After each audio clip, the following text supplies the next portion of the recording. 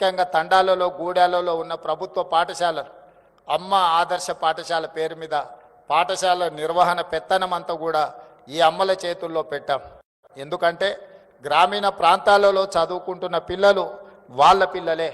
మరి వాళ్ళ పిల్లలు స్వయంగా చదువుకుంటున్న పాఠశాలల నిర్వహణ ఆడబిడ్డల చేతుల్లో ఉంటే బాగుంటుంది అనే ఆలోచనతోటి అప్పటి వరకు ప్రైవేట్ వ్యక్తుల చేతుల్లో ఉన్న ఈ పాఠశాలల్ని ఈరోజు అమ్మ ఆదర్శ పాఠశాల పేరు మీద ఆడబిడ్డలకి అందుబాటులోకి తెచ్చినాం.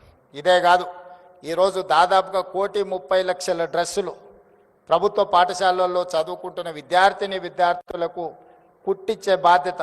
గతంలో ఇవన్నీ కార్పొరేట్ కంపెనీలకు ఇచ్చేది.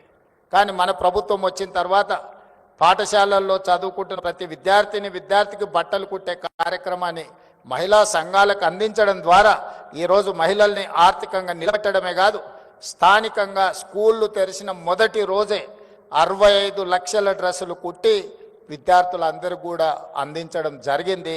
గతంలో ఎప్పుడు కూడా అక్టోబర్ నవంబర్ వస్తే కానీ వాళ్ళకి బట్టలు ఇచ్చేవాళ్ళం కాదు. కానీ మహిళలకు ఆ బాధ్యత అప్పచెప్తే ఈరోజు సరైన సమయంలో మహిళలు ఈరోజు ఆ పాఠశాలలు ఉండే విద్యార్థులకు బట్టలు స్టిచ్చింగ్ చేసి ఇస్తున్నారు.